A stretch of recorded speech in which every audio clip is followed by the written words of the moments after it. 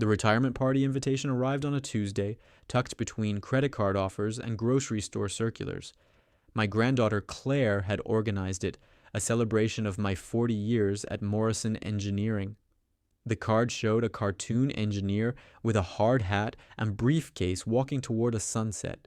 Inside, Claire's handwriting, "Grandpa, we're so proud of you, can't wait to celebrate." I held the card in my kitchen, surrounded by the blueprints and awards that had defined my career. Martha's photograph watched from the refrigerator, held by a magnet shaped like the Eiffel Tower from our anniversary trip to Paris. She'd been gone 3 years now, taken by a stroke so sudden I barely had time to say goodbye. The doorbell rang just as I was considering what to wear to my own retirement party. Through the peephole, I saw Claire's husband, Derek, shifting his weight on my front porch. His BMW sat in my driveway, gleaming in the afternoon sun. "Grandpa Joe." Derek's smile was broad as I opened the door. "Just happened to be in the neighborhood. Thought I'd check on you." Derek never just happened to be anywhere. He was a commercial real estate developer who measured every action by its return on investment. But he'd been Martha's favorite, charming, successful, always remembering our birthdays. "Come in, come in."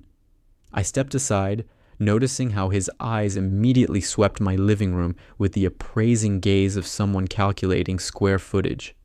We settled into the den, and Derek accepted my offer of coffee.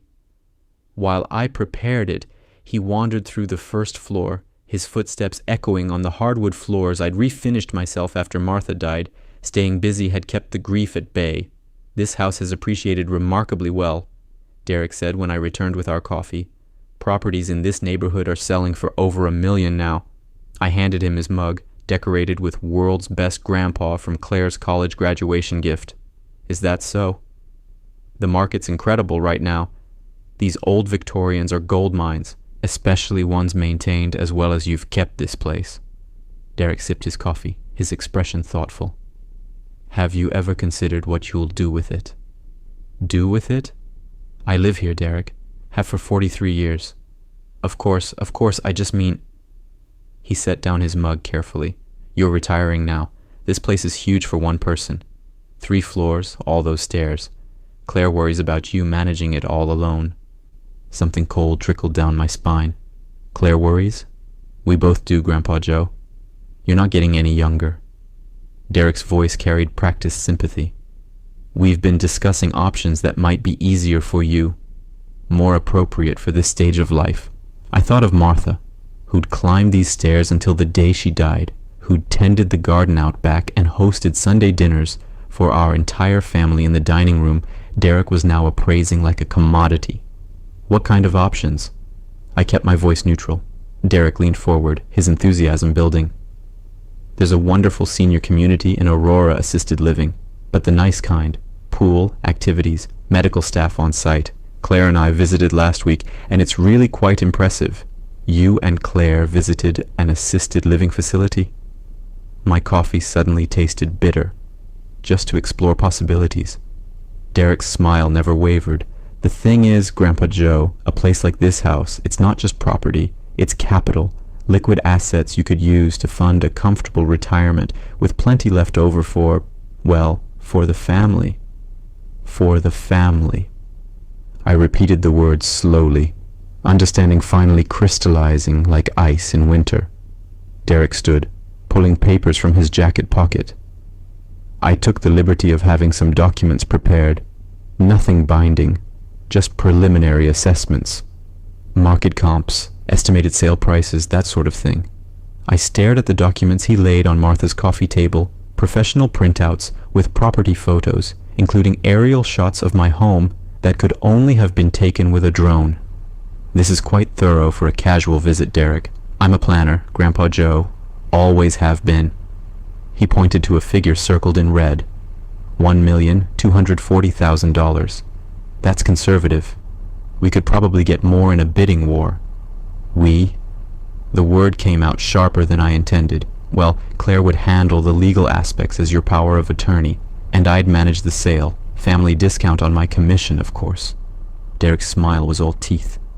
"The assisted living facility runs about $4,500 monthly. Quite reasonable. that leaves substantial assets for Claire to manage on your behalf. I stood slowly, my engineer's mind calculating what Derek was really proposing. They wanted to sell my home, warehouse me in a facility, and control what Martha and I had spent 40 years building. "I'll think about it," I said, my voice steady despite the fury building in my chest. Derek's expression flickered with something that might have been impatience. "Of course. But Grandpa Joe, the market won't wait forever. Properties like this move fast, and the assisted living facility has limited availability."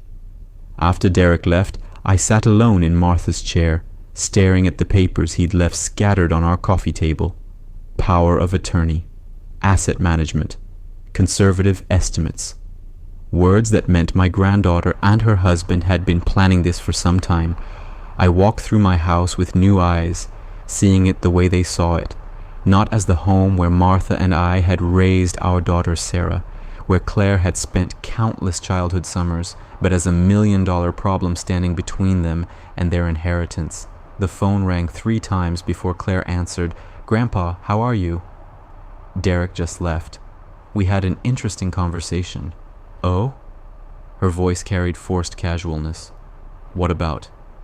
He brought documents about selling the house, very detailed documents. Claire was quiet for a moment. When she spoke again, her tone had shifted from granddaughter to lawyer. "Grandpa, we're just trying to help. That house is too much for you to handle alone. Your grandmother handled it just fine until the day she died. Grandma was different. She was..." Claire trailed off. "Younger, healthier, not a burden." I filled in the blanks she wouldn't say. "That's not fair, Grandpa. We love you. We're thinking about your future. My future or your inheritance." The silence on the line was answer enough. "Claire, I need to go. I'll see you at the retirement party." I hung up before she could respond. I spent that evening going through Martha's things in the attic boxes of photographs, her collection of first edition mysteries, the quilt she'd been working on when she died. Among her papers, I found something I'd forgotten about. Her will. Martha had left everything to me, naturally, but her final letter, sealed and marked for Joseph, open after I'm gone, lay at the bottom of her document box. I'd been too grief-stricken to read it when she died. Now, with Derek's papers still on the coffee table downstairs, I opened the envelope. "My dearest Joseph, if you're reading this, I'm gone, and you're probably sitting in that attic, surrounded by 43 years of our life together. I know you. You're up there torturing yourself with memories, wondering how to go on without me. But that's not why I wrote this letter. I need to tell you something I should have said when I was alive. Be careful with Claire. I love our granddaughter, but she's changed since she married Derek. I've watched her become someone who sees family as transactions, relationships as investments. She's been asking questions, Joe, about the house value, about your retirement accounts, about what we've planned for our estate. I fear that when I'm gone, they'll come for you. Not with love, but with plans. Be careful, my darling. Don't let them take what we built just because I'm not there to protect you anymore. You're stronger than you think. You're smarter than they give you credit for. And if they try to manage you like some aging asset, remember, you're Joseph Martinez, the man who designed half the bridges in Colorado, who built this house with his own hands, who loved me for 45 years. Don't let them win. All my love, always, Martha. I read the letter 3 times, tears streaming down my face. Martha had known. She'd seen it coming and tried to warn me I descended from the attic with new purpose. The retirement party was Friday, 4 days away. Derek's papers suggested they wanted quick action, probably hoping to have me signed over and relocated before I fully understood what was happening. But Martha was right. I'd spent 40 years as a structural engineer, analyzing problems, designing solutions, building things that lasted. I could certainly design a solution to this problem. I pulled out my laptop and began researching. Wednesday morning, I had coffee with my attorney, Michael Chen, at his downtown office. I'd known Michael for 20 years. He'd handled Martha's estate and my various property matters with quiet efficiency. "Joseph, what brings you in?" Michael poured coffee from a French press, the expensive kind that suggested his practice was thriving. I slid Derek's documents across his desk. "My granddaughter's husband brought these by. I'd like your opinion." Michael's expression darkened as he read. They're positioning you for conservatorship proceedings. These preliminary assessments are actually quite advanced. They've researched facilities, gotten property appraisals, even outlined a timeline. Can they do this? Legally? Not without proving you're incapable of managing your own affairs. Michael set the documents down with obvious distaste. But Joseph, I've known you for 2 decades. Your mind is as sharp as ever. That's what I thought. So they're just hoping I'll go along with it. They're counting on it. Many seniors do, especially after losing a spouse. Grief and loneliness make people vulnerable to family pressure. Michael leaned back in his chair. What do you want to do? I thought of Martha's letter, her warning, her faith in my strength. I want to teach them a lesson they'll never forget. Michael's eyebrows rose. What kind of lesson? The expensive kind. Over the next hour, Michael and I designed a plan that would have made Martha proud. It was thorough, legal, and absolutely devastating to anyone who thought Joseph Martinez was too old and confused to fight back. This is going to cost them, Michael warned. Are you certain? Michael, I built bridges that support thousands of tons. I understand structural integrity, and I understand when something's about to collapse. This family relationship was undermined the moment they started seeing me as an asset instead of a person. Then let's make sure they understand what happens when you undermine structural integrity. Michael smiled grimly. Things fall apart. Thursday morning, I called my financial advisor, Patricia Odom, at Mountain West Investments. Patricia had managed Martha's and my retirement accounts for 15 years, guiding us through market volatility with steady competence. Joseph, wonderful to hear from you. Looking forward to your retirement party tomorrow. About that, Patricia, I need to make some account changes before the party. Of course, what did you have in mind? I outlined what Michael and I had designed. Patricia was silent for a long moment. That's quite aggressive, Joseph. Are you sure? I've never been more sure of anything. Give me until close of business today. I'll have everything ready. Next, I called my banker, Thomas Rodriguez, at Denver National. Thomas had handled my mortgage when Martha and I bought the house in 1981, then helped us pay it off 15 years later. Joseph, congratulations on your retirement. What can I do for you? Thomas, I need to discuss refinancing options. Refinancing? But your house has been paid off for years. I'm aware I'd like to explore a reverse mortgage. Another long pause. Joseph, reverse mortgages are complex instruments. Usually I'd recommend against them unless absolutely necessary. Is everything all right? Everything's fine, Thomas, but I need this done quickly, preferably before Friday. That's tomorrow, Joseph. These things take time. Not if the client has perfect credit, substantial equity, and is willing to pay premium processing fees. Thomas sighed. You've always been thorough.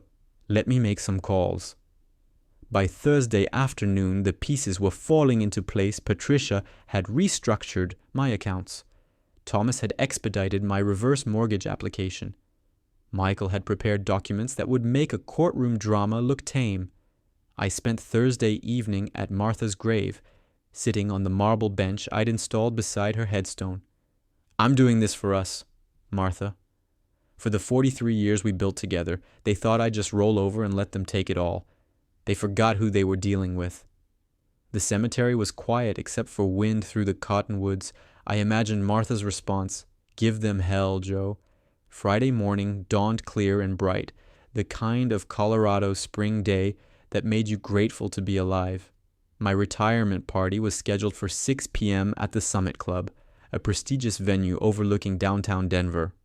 Claire had spared no expense, probably already mentally spending my money on the event. I dressed carefully in my best suit, the charcoal gray Martha had helped me pick out for our 40th anniversary dinner. In my briefcase, I carried documents that would transform this celebration into something Claire and Derek would never forget. My phone rang at 10 a.m. Claire's name appeared on the screen. Grandpa, just confirming you'll be there tonight at 6. We've got about 80 people coming. Everyone from Morrison Engineering, plus family and friends. I'll be there, Claire. Wouldn't miss it for the world. Great. And Grandpa? Derek and I were hoping we could discuss those documents he brought over. Maybe tomorrow morning. The assisted living facility is holding that room, but they need an answer by Monday. Of course, sweetheart. We'll definitely discuss it tomorrow. I could hear the relief in her voice. Perfect. See you tonight. She had no idea what discuss it actually meant. At 2 p.m., Michael Chen called. Everything's ready, Joseph. I'll be at the Summit Club at 5:30 to go over final details. At 3 p.m., Patricia Odom called. Account transfers complete. You're all set. At 4 p.m., Thomas Rodriguez called. Reverse mortgage approved and funded, Joseph. I hope you know what you're doing. Thomas, I've spent 40 years calculating load-bearing capacity and structural stress points. I know exactly what I'm doing. The Summit Club occupied the top floor of one of Denver's premier high-rises, offering panoramic views of the Rocky Mountains.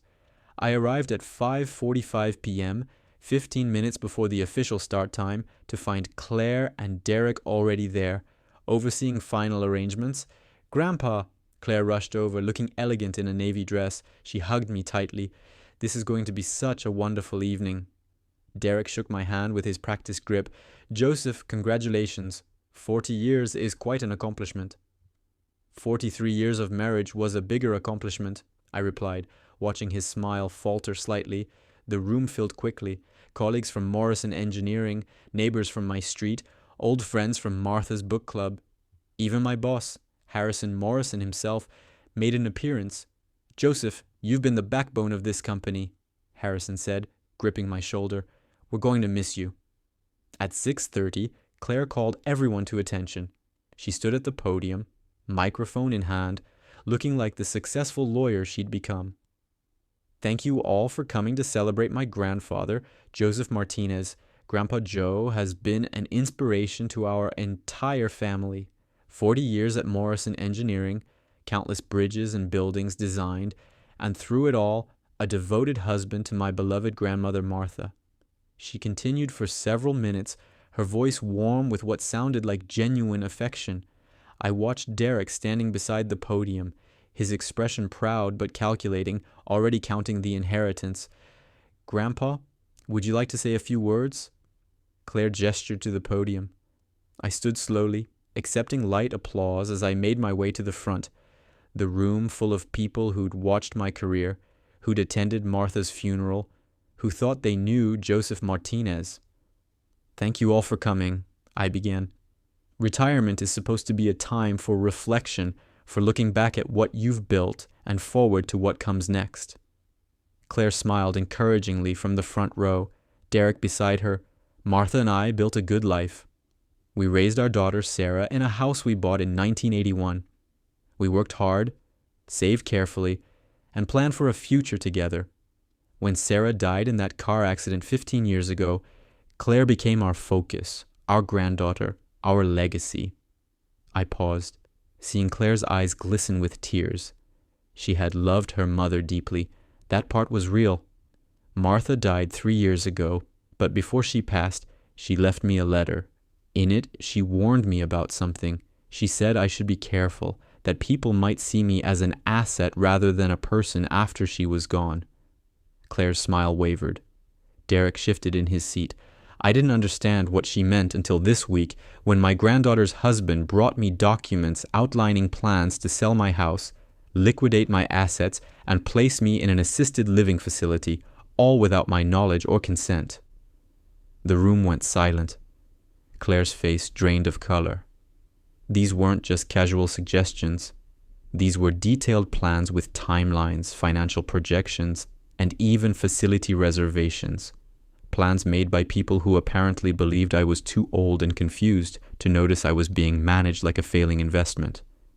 Derek stood abruptly. Joseph, this isn't the time or place. Sit down, Derek.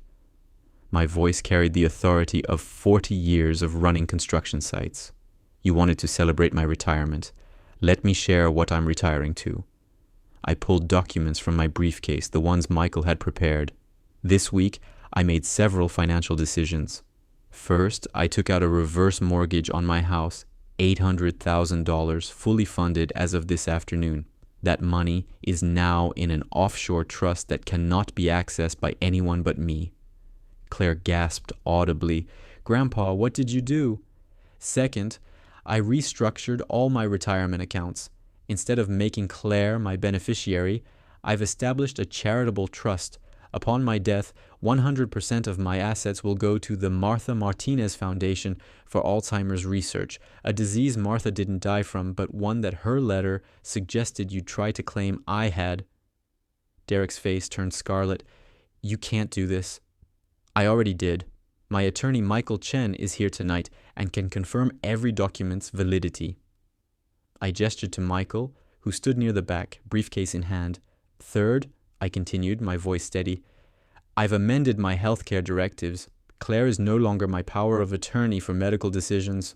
That authority now rests with my physician, Dr. Sandra Marks, who'll make decisions based on my documented wishes, not anyone else's financial interests. The room was utterly silent, except for Claire's quiet sobbing. Finally, I've placed my house in an irrevocable trust. Upon my death, it will be donated to Habitat for Humanity to be used as they see fit, sold, converted, repurposed, whatever serves families who need homes, not families who want inheritances. I folded my documents carefully. Martha spent 43 years building a life with me. She raised a daughter, loved a granddaughter, and created a home filled with memories. This week, I learned that to her granddaughter and that granddaughter's husband, all of that was worth about $1.2 million. I looked directly at Claire. You asked Derek what to do about me being a burden. You discussed my confusion, my forgetfulness, my inability to manage my own life. You planned my exile to make room for your dreams. Tears streamed down Claire's face, but I felt no satisfaction, only the cold finality of a bridge being demolished. I am 68 years old. I have a master's degree in structural engineering. I designed the Henderson Bridge, the Aurora Medical Complex, and the renovation of Union Station. I am not confused, not incompetent, and definitely not a burden. I gathered my documents. Enjoy the party. The catering is already paid for. With my money, of course, but don't bother planning your inheritance strategy anymore. There is no inheritance, there's only a lesson, and I hope it was expensive enough that you remember it. I walked toward the door, the crowd parting like water. Behind me, I heard Claire calling my name, her voice breaking. Derek was arguing with someone, probably Michael. Harrison Morrison stopped me at the door. Joseph, that took courage. No, Harrison, that took grief. Courage would have been Martha being wrong about them. I drove home through the Denver twilight, past the bridges I'd designed, past the life I'd built. My house waited, still mine for now, filled with 43 years of memories that no one could sell or liquidate or manage on my behalf. I poured myself a glass of Martha's favorite wine and sat in her reading chair, exhausted but strangely at peace. My phone rang repeatedly. Claire, Derek, even some colleagues from the party. I ignored them all. Instead, I opened my laptop and began designing something new. Plans for a small cabin in the mountains, paid for with the reverse mortgage money Derek thought he'd be spending. A place where Joseph Martinez could finish his retirement on his own terms, building one final project with his own hands. Martha's photograph watched from the mantel, and I raised my glass to her. They learned, darling, just like you said they would, the expensive way. Saturday morning arrived with silence. No calls from Claire, no visits from Derek. The absence was more telling than any confrontation could have been. I spent the morning in my workshop sorting through tools I'd collected over 40 years. Each one had a story. The level Martha bought me for our first anniversary, the circular saw I'd used to build Claire's treehouse, the drafting pencils from my very first engineering job. At noon, my doorbell rang. Through the peephole, I saw Claire standing alone on my porch. No Derek, no documents, just my granddaughter in jeans and a sweater, her eyes red from crying. I debated not answering. But Martha had loved this girl, had held her as a baby, had taught her to bake cookies in this very kitchen. For Martha's sake, I opened the door. Grandpa, Claire's voice was barely above a whisper. Can we talk? I stepped aside. letting her enter the home she'd planned to sell. We sat in the living room, the same place where Derek had laid out his documents just 5 days ago. Everything had changed, and nothing had changed. The furniture was the same. The photographs still lined the mantel, but the trust between us lay shattered on the floor. "I owe you an apology," Claire began, her hands twisted in her lap. What I did, was unforgivable." "Yes, it was." She flinched at my bluntness, but continued. "I told myself we were helping you, that the house was too much, that you needed care, that we were being responsible." Tears welled in her eyes. "But that was a lie. We needed money, Grandpa. Derek's business is failing.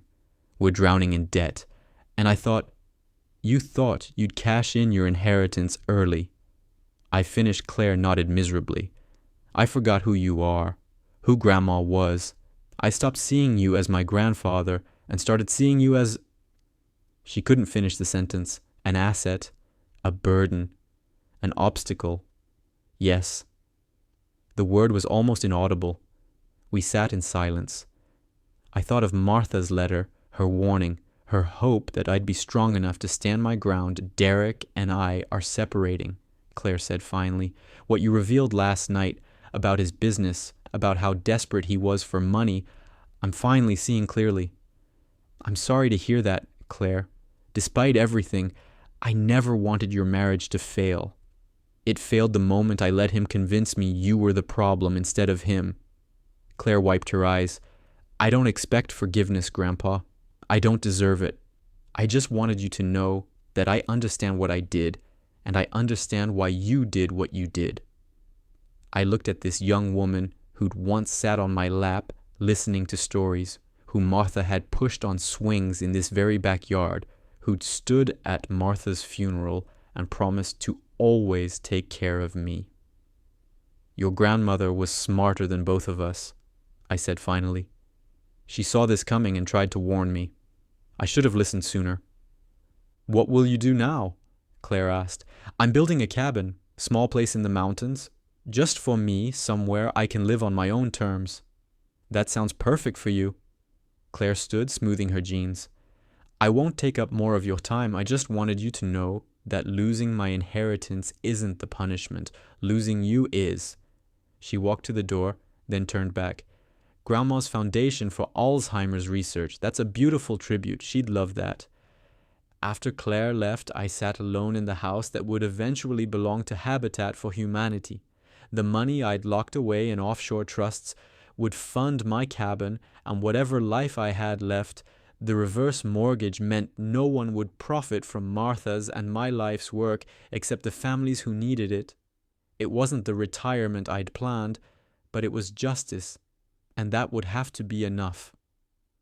3 months later, I stood on the deck of my nearly completed cabin, looking out at Pikes Peak. In the distance, the structure was simple but solid, 1,000 square feet of timber and stone that I designed and largely built with my own hands. Inside, Martha's photograph had pride of place above the fireplace. Her mystery novels lined the bookshelf. Her favorite quilt covered the bed in the single bedroom. My phone, which I'd finally learned to use properly, buzzed with a text message from Claire. "Grandpa, I passed the bar exam. Grandma would be proud. I hope you are too." I stared at the message for a long time.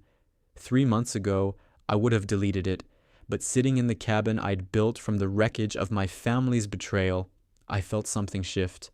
I typed slowly, "Congratulations. Your grandmother would indeed be proud. I am too." Her response came immediately. "Thank you.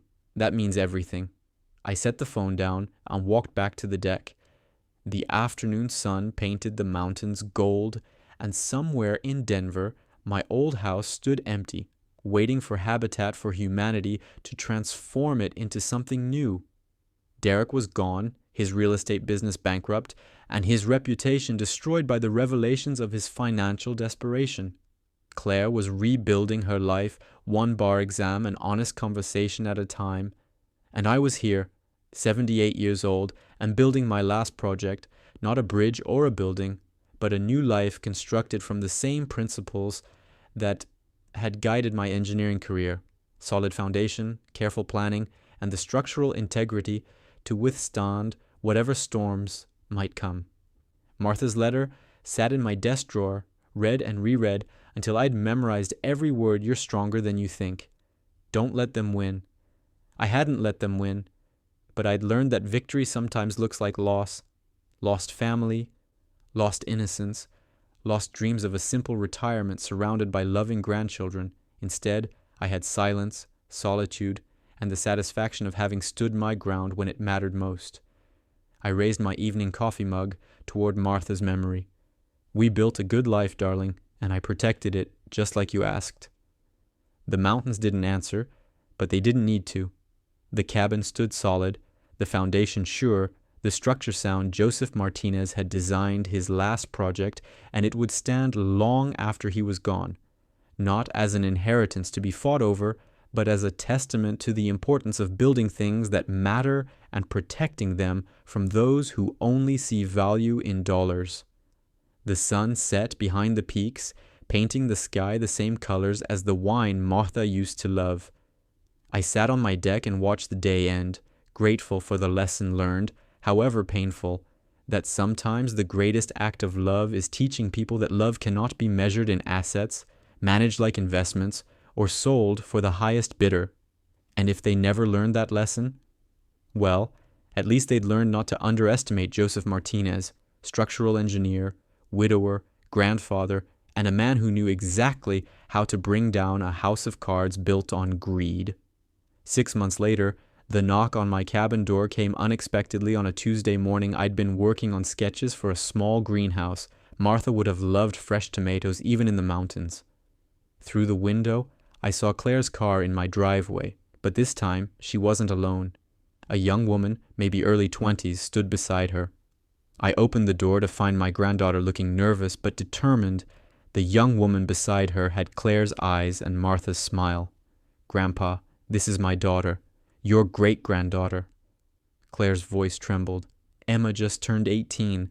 I should have brought her to meet you years ago, but Derek didn't want..." She stopped herself.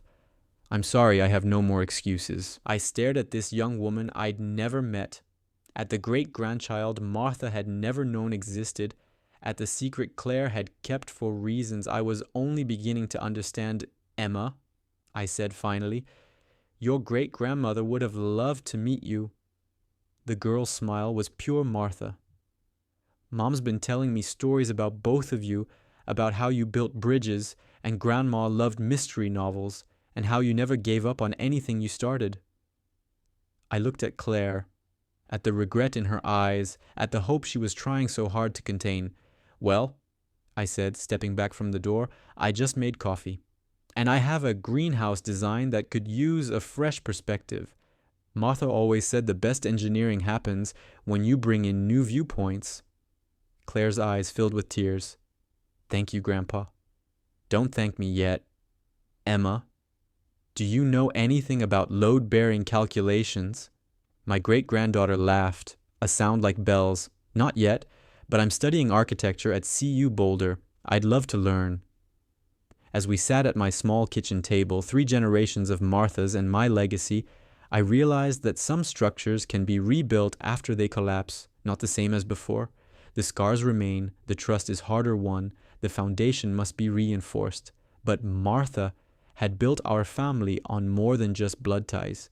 She'd built it on stories and laughter, on lessons learned and forgiveness offered, on the understanding that people sometimes fail each other, but can still find their way back. I pulled out my greenhouse sketches and Emma leaned forward with genuine interest.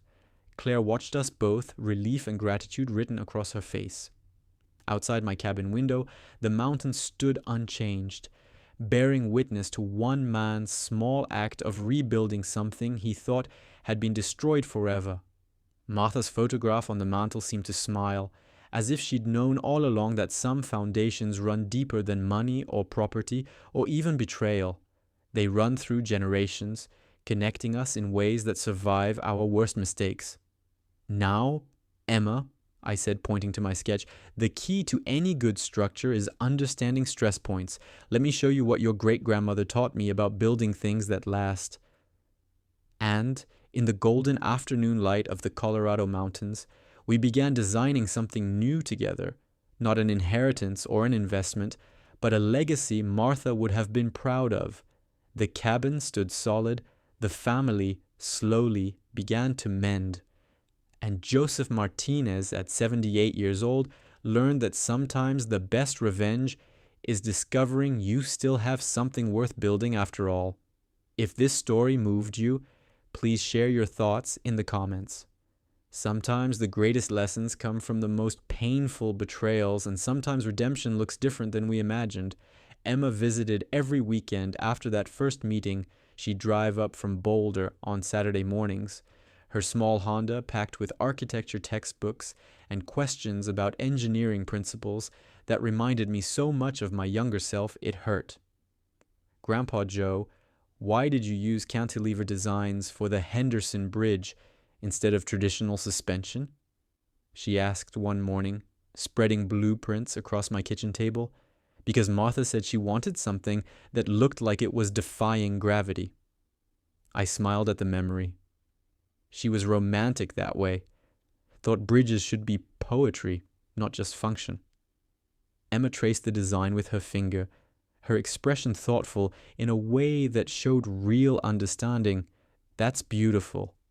My professors always talk about form versus function, but you're saying it should be both. Your great-grandmother was saying that I just knew how to calculate the math. Claire came less frequently, giving Emma and me space to build our relationship without the weight of recent history. When she did visit, she stayed quiet, watchful, seemingly afraid that one wrong word might shatter the fragile peace we'd constructed. It was during Emma's 5th visit that everything changed again. We were working on the greenhouse frame. I decided to actually build it rather than just sketch it, when Emma's phone buzzed insistently. She glanced at it, her face going pale. "What's wrong?" I asked, setting down my hammer. It's a news alert." Emma turned her phone toward me. "Derek's been arrested." The headline read, "Denver real estate developer. Arrested for fraud. Elderly victims lose life savings." I took the phone and read the article carefully, my engineer's mind processing each detail with cold precision. Derek had been running a scheme for at least 3 years, convincing elderly homeowners to sign over properties with promises of reverse mortgages and assisted living arrangements, then pocketing the proceeds while the seniors ended up homeless. "There are 15 victims named so far," Emma whispered. "Grandpa, you were supposed to be number 16. The realization hit me like a physical blow. This hadn't been just about inheritance greed or financial desperation.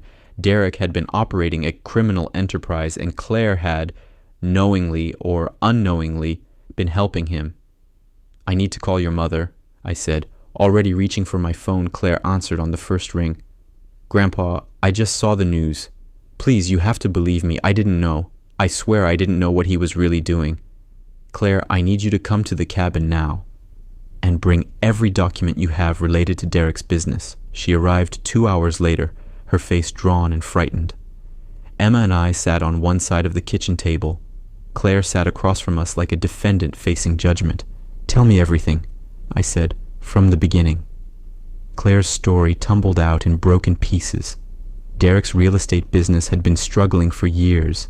He'd started offering elder care consulting as a side business about 3 years ago, helping seniors transition to assisted living. Claire had helped with some of the legal paperwork, thinking it was legitimate. "He always said the families were grateful," Claire said, her voice hollow, "that we were helping people who couldn't manage their homes anymore. I drafted a few contracts, reviewed some documents. I thought I was helping." "But you knew about the profit margins," I pressed. "You knew he was making substantial money from these transactions." Claire nodded miserably. "I knew he was doing well, but Grandpa, I'm a corporate lawyer, not an elder law specialist. I didn't look closely enough at what he was actually doing with the properties after the sales went through." Emma spoke for the first time. "Mom, were you that willfully blind, or did you just not want to see?" The question hung in the air like smoke. Claire met her daughter's eyes and something broke in her expression. I didn't want to see, she admitted. We needed the money so badly. My firm had passed me over for partner twice. Derek's legitimate business was failing. We were drowning in debt from trying to maintain appearances. When Derek started making good money again, I chose not to ask questions. And when you came to me with those documents, I said quietly, when you planned to sell my house and put me in a facility, was that part of Derek's scheme? No. Claire's response was immediate and fierce. I mean, yes, the paperwork followed his usual pattern, but Grandpa, I genuinely thought we were helping you. The house was too much for you to manage alone. I believed that Derek he encouraged those beliefs, shaped them into a plan that would benefit us financially. She pulled documents from her bag, with shaking hands. Here's everything I have. Bank records, contracts, email correspondence. The FBI is going to want to talk to me. I might be charged as an accessory. Her voice cracked. I might lose everything, my law license, my freedom, Emma's respect.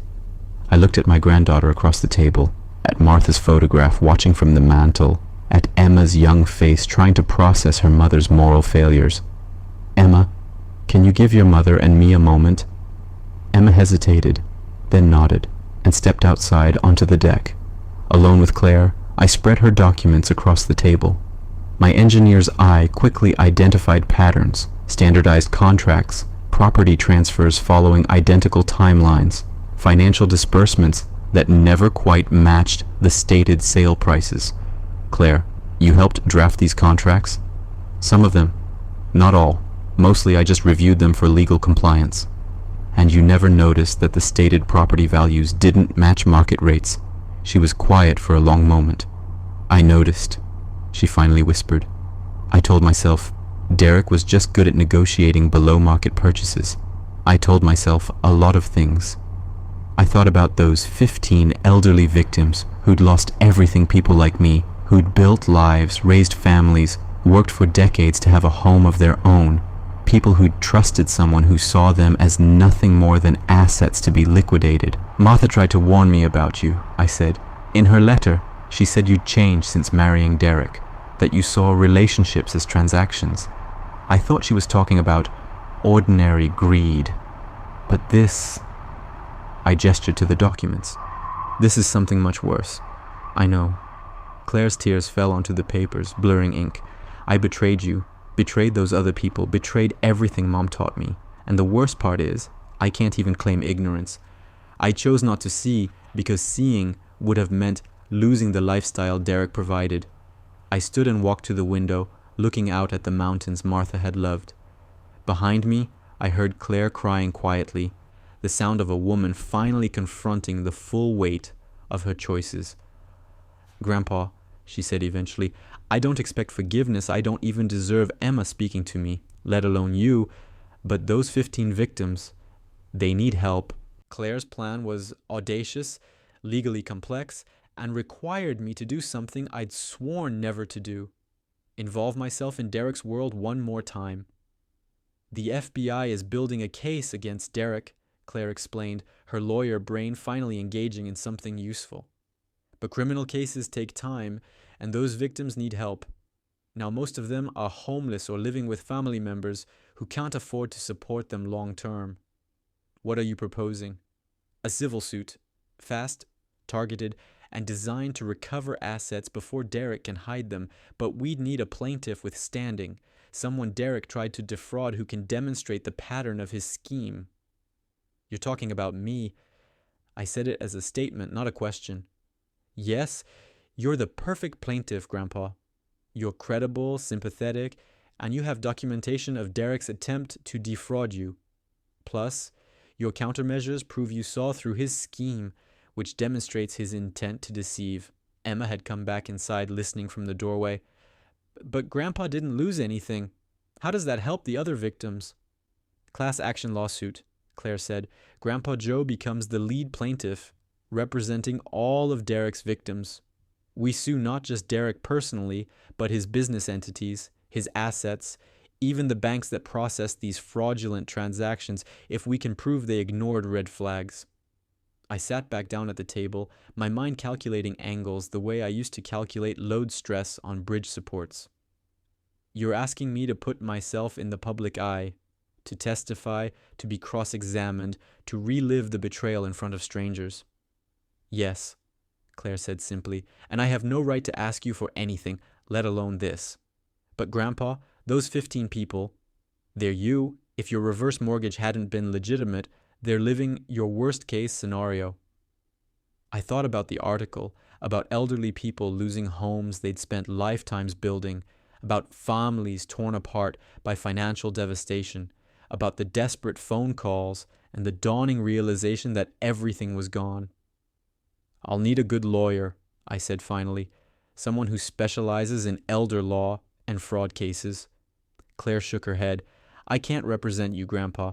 Conflict of interest, and honestly, you deserve someone without my baggage. But I know someone. Diane Foster. She's the best elder law attorney in Colorado. She's also... Claire's voice dropped. She's also been investigating Derek for 6 months. Her mother was victim number 3. I met Diane Foster at her Denver office 3 days later.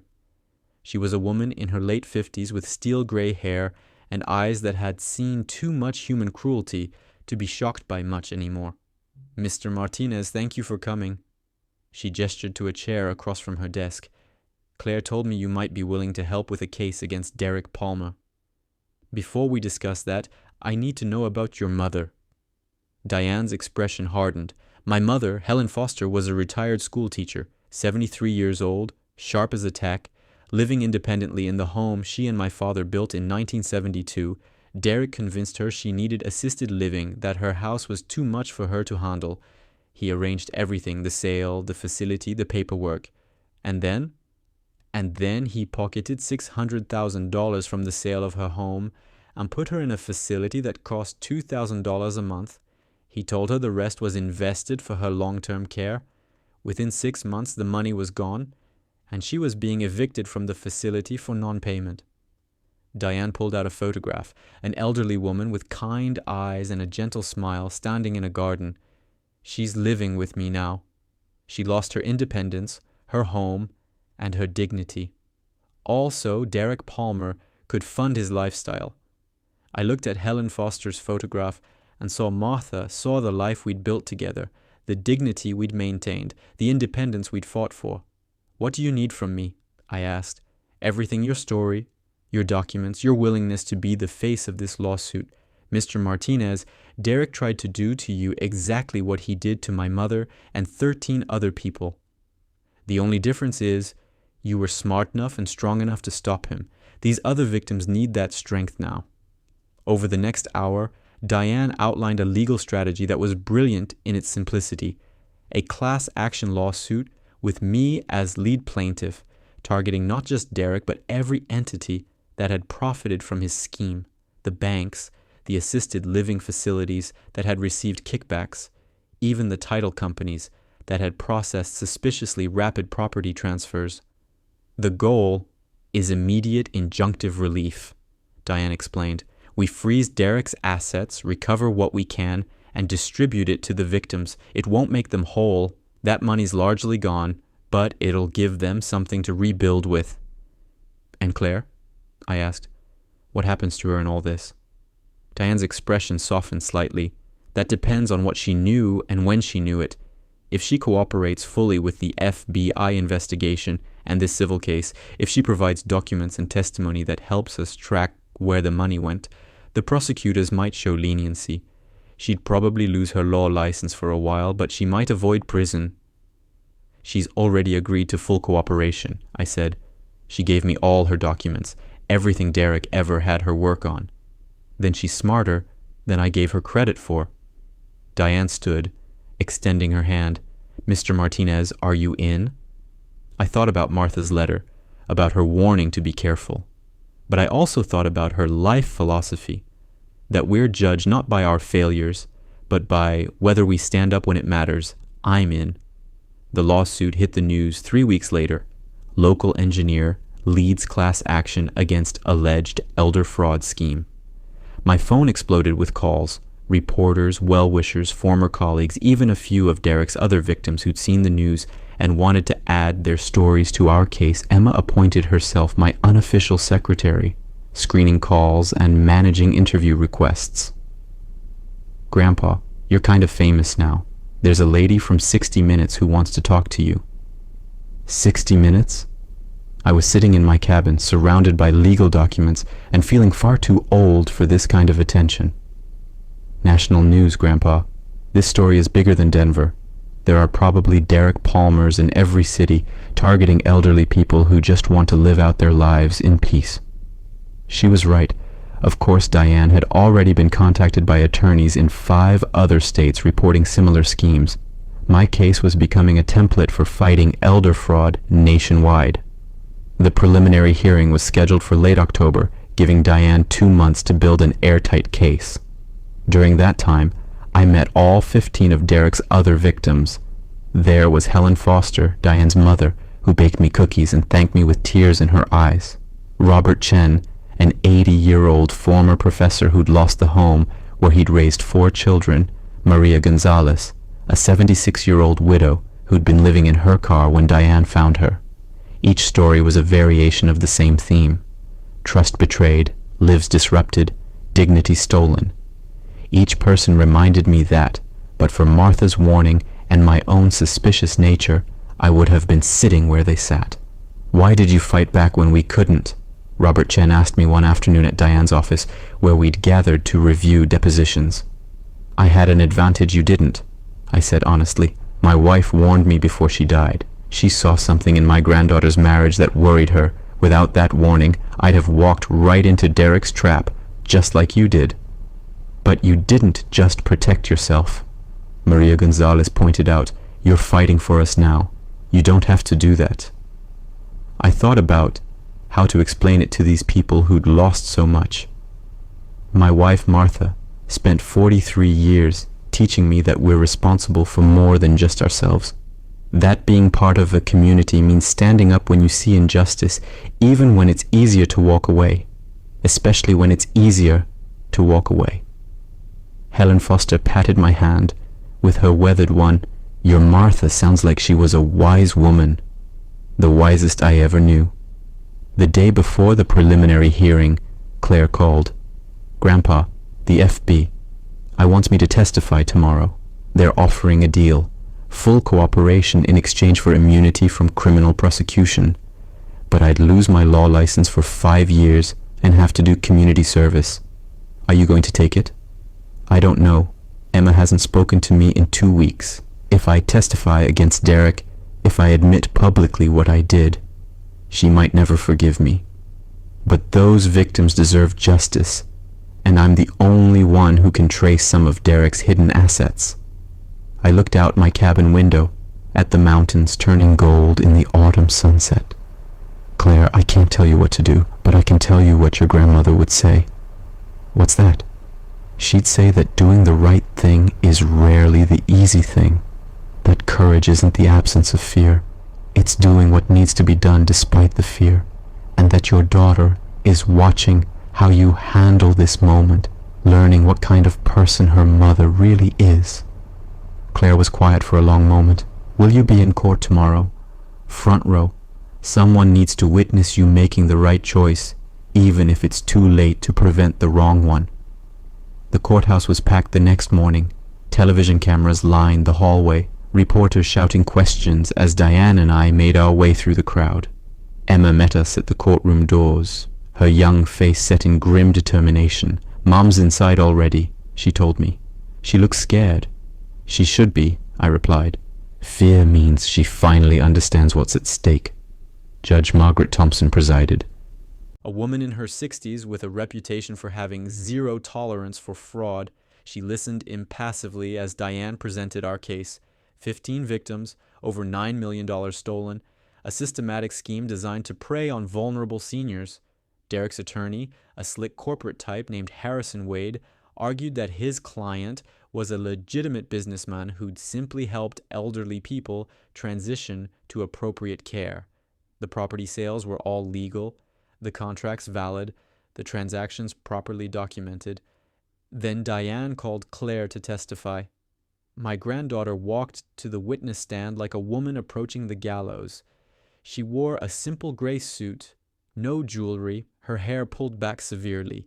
She looked young and frightened and utterly alone. Ms. Palmer, you were married to the defendant, Derek Palmer, for how long? 7 years. We're currently separated and filing for divorce. During your marriage, were you aware of your husband's business activities? Claire took a deep breath. Yes. I helped with some of his legal work. I drafted contracts, reviewed documents, provided legal advice on his elder care consulting business. And what was the nature of that business? I thought we were helping elderly people transition to assisted living facilities. My husband would identify seniors who were struggling to maintain their homes, and we'd help arrange property sales and placements in appropriate facilities. When did you realize something was wrong? Claire's voice dropped to barely above a whisper. When my grandfather, Joseph Martinez, refused to go along with the plan my husband had made. When Grandpa Joe fought back and revealed that he'd been protecting his assets because he'd overheard us planning to essentially steal his life's work. The courtroom erupted in whispers. Judge Thompson gavelled for silence. Ms. Palmer, are you testifying that you were aware of fraudulent intent? Yes. The single word fell like a stone into still water. Not at first. At first, I genuinely believed we were helping people, but over time I noticed discrepancies. Property values that seemed low, facility costs that seemed high, money that disappeared, and I chose not to ask questions because my husband and I needed the income. How many victims are you aware of? 15 that I can document, but there might be more. Derek had files I never saw, transactions he handled without my involvement. Diane pulled out a thick folder. Your Honor, these are documents Ms. Palmer has provided to the FBI and to our legal team. They detail property transfers, financial accounts, and communications that demonstrate a clear pattern of fraud. Ms. Palmer has agreed to full cooperation in exchange for immunity from criminal prosecution. Derek's attorney jumped to his feet. Objection! This is obviously a spurned wife trying to take revenge. Mr. Wade, Judge Thompson's voice could have frozen water. I suggest you save your objections for trial. Right now, I'm more interested in hearing what Ms. Palmer knows about where $9 million of stolen money went. For the next 3 hours, Claire testified. She traced Derek's financial manipulations with the precision of someone who'd spent years helping him build his house of cards. She identified bank accounts in the Cayman Islands, properties purchased under shell corporations, even a boat registered in Panama. Why are you doing this? Derek's attorney asked during cross-examination. Why betray your husband this way? Claire looked directly at Emma, sitting in the gallery beside me. Because my daughter is watching, because 15 people lost everything they'd worked for, and because my grandfather taught me, by example, what it means to stand up for what's right, even when it costs you everything. Judge Thompson ruled that afternoon Derek's assets were frozen immediately. A forensic accountant would be appointed to trace and recover whatever money could be found. The class action lawsuit would proceed to trial. Outside the courthouse, reporters swarmed us. Emma stood beside me, facing the cameras with a courage that reminded me achingly of Martha. How does it feel to know your mother was involved in this fraud? A reporter shouted at Emma. My great-granddaughter lifted her chin. My mother made terrible choices. She's living with those consequences. But today, she told the truth and helped make sure those victims get some justice. That's the person I choose to focus on. The woman who's trying to make things right, not the woman who made mistakes. Back at my cabin that evening, Emma and I sat on the deck watching the sunset paint the mountains in shades of purple and gold. Do you think you'll ever forgive Mom? Emma asked quietly. I don't know, I answered honestly. Forgiveness isn't like flipping a switch, Emma. It's something that grows slowly if it grows at all. Your mother hurt me deeply, but today she showed courage. That's a start. She's lost everything. Her marriage, her career, her reputation. Was it worth it? I thought about those 15 victims, about the money that would be recovered, about the precedent this case would set for protecting vulnerable seniors nationwide. Ask Maria Gonzalez if it was worth it. Ask Robert Chen. Ask Diane Foster's mother. They'll tell you that Claire losing her law license is a small price compared to what they lost. Emma nodded slowly. Grandma Martha must have been something special to have seen all this coming. Your great-grandmother understood people, Emma. She understood that sometimes love makes us blind to truths we don't want to see. And she understood that the greatest gift we can give someone is teaching them to stand on their own, even if it means watching them struggle. We sat in comfortable silence as darkness fell over the mountains. Inside the cabin, Martha's photograph watched over us, and I imagined I could hear her voice on the wind. Well done, Joe. Well done. The trial lasted 6 weeks. Derek's defense crumbled under the weight of evidence Claire had provided, and testimony from 15 victims whose lives he'd destroyed. The jury deliberated for less than 4 hours before finding him liable on all counts.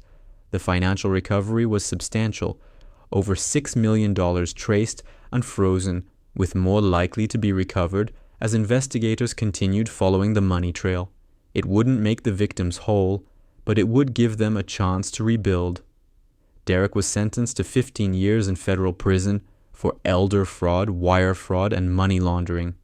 His attorney announced plans to appeal, but no one expected it to succeed. Claire lost her law license for 7 years and was sentenced to 2,000 hours of community service working with elder law organizations. She was also ordered to pay a substantial fine, effectively bankrupting her. I watched from the gallery as she received her sentence, Emma beside me holding my hand. "Is that justice?" Emma whispered. "It's accountability," I replied. "Justice is what comes next." 18 months later, the Martha Martinez Foundation for Elder Rights held its first annual fundraiser at the Summit Club, the same venue where I'd exposed Claire and Derek's plans at my retirement party. The symmetry wasn't lost on anyone. I stood at the podium, looking out at 200 people who'd paid $500 a plate to support our cause. Diane Foster sat at the table of honor with her mother, Helen. Robert Chen was there with his family. Maria Gonzalez had brought her grandchildren, and in the back row, barely visible but definitely present, Claire sat alone. She'd completed 800 hours of her community service, working at a legal aid clinic helping elderly clients with estate planning and fraud prevention. She'd also started teaching free workshops on elder rights, drawing on her intimate knowledge of how predators target vulnerable seniors. We hadn't spoken much in the past 18 months. A few phone calls about Emma, some brief exchanges at family events. The wound was too fresh, the trust too broken for easy reconciliation. But she'd come tonight. That meant something. 2 years ago, I began, I learned a painful lesson about trust and betrayal. I discovered that people I loved saw me as a burden, as an asset to be liquidated rather than a person to be valued. It would have been easy to become bitter, to retreat from the world, to let that betrayal define the rest of my life. I paused, looking at Emma, who was sitting with some law school friends she'd made at CU Boulder.